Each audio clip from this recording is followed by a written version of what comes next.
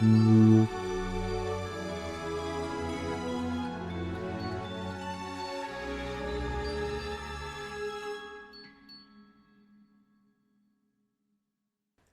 lovely people of our TTRPG community. My name is Jack, and you might know me from the group Dice by the Sword, a fantasy Dungeons and Dragons group which make content about D&D.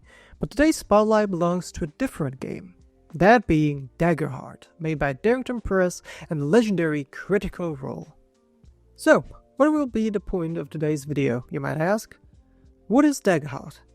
Core mechanics, fight mechanics, species and traits, the card system, what's it good at, what are its weaknesses, should you play Daggerheart, and then my humble opinion.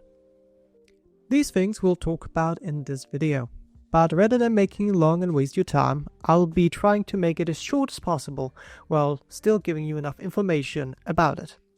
If you like to hear only certain parts, here are the times for each topic for you to jump right into it. Daggerheart is a narrative-driven, hope-infused, emotional-focused RPG, designed to blend heroic fantasy with deep character storytelling. It aims to offer a fresh alternative to Dungeons and Dragons or Pathfinder, with simpler mechanics and more collaborative storytelling. At the heart of Daggerheart is its D12 system. Every time you attempt something risky, you roll 2 D12s. One is your hope die, and the other is your fear die. You keep the higher result in your flavor depending on what is higher, your fear die or your hope die. These results allow not only success and failure, but success with hope, failure with hope, success with fear, or failure with fear. A critical hit happens when both of your dice roll the same number, like 2 1s or even 2 12s.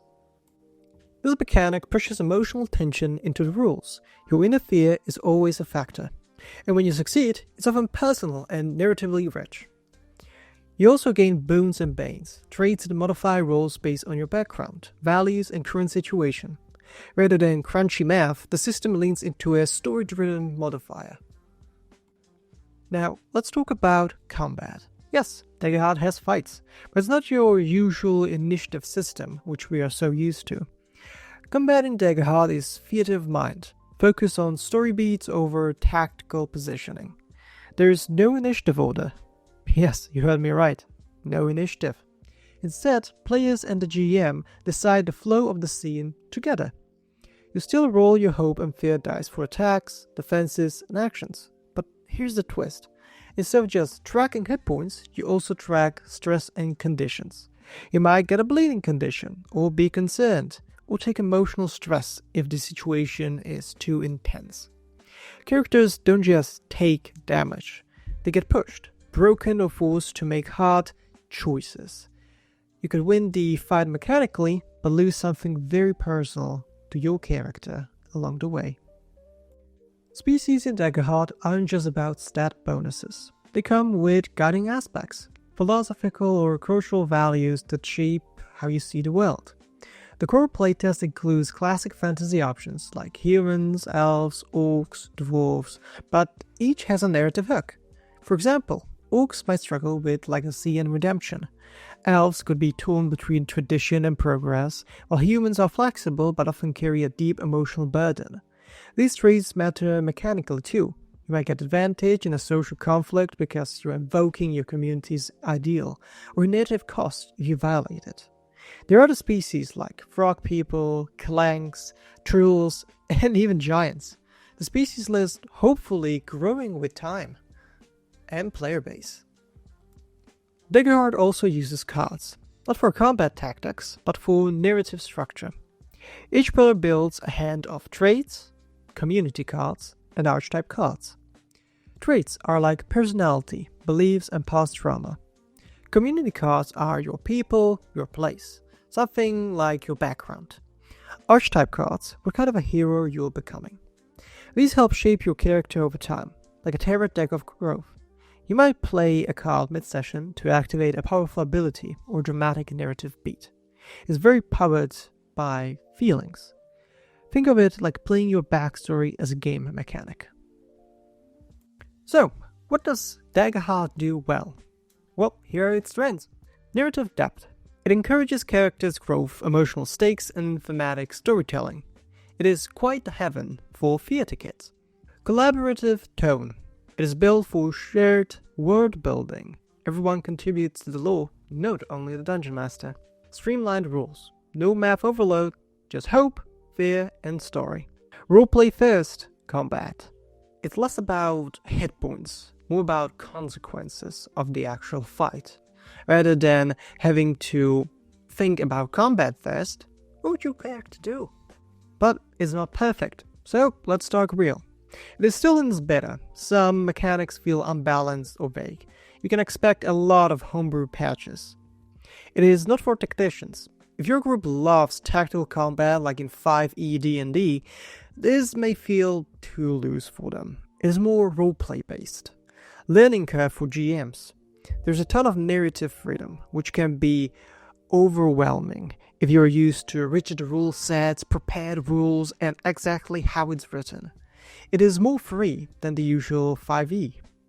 Also, emotional roleplay is front and center, which is fantastic if your table is into it. If not, sessions might feel a little bit flat. So, who's Daggerheart actually good for? You might want to play this if you want a collaborative storytelling where feelings truly matter, like Critical Role's style of play, heartfelt, character-driven, and built into separate arcs for each character. Or if you are tired of crunchy combat and want more freedom in your turn, then yes, this is a game for you. But you might want to skip this if you prefer tactical maps, build optimization, or hard systems like D&D or Pathfinder. Or if you want something fully polished. Remember, this is still playtest territory. Combat feels fast, cinematic, and emotional, but if your group prefers crunchy tactics and 5-foot squares, Daggerheart won't scratch that itch. Now, here's my humble opinion.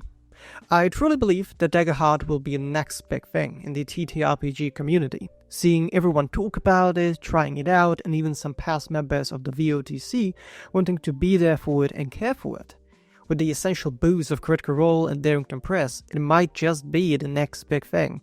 The next big game with Pathfinder, Dungeons and Dragons, and Vampires the Masquerade. I've come to see that if you don't have a group which tries to roleplay to the maximum, you might not have a game where you get 100% fun. That being one of the smaller reasons why I rather stick with D&D. But that might change in the future. So don't let it stop you from playing this wonderful game. Daggerheart is ambitious, it wants to tell stories that matter, not just slay dragons and loot gold. It's not trying to replace D&D. It's carving out a new kind of fantasy RPG, one built on hope, fear, growth, and roleplay opportunities. I'm excited to see how it evolves, and I definitely think it's worth playing a few sessions, especially if you're craving something fresh and new. So, you've come to the end of the video. Let me know in the comments, what do you think of Daggerheart? Have you played the beta? Is it the future of fantasy RPGs? And hey, if you want to follow up with an actual play breakdown or GM tips, hit that like button and subscribe for more. Believe me, it's gonna help us very much.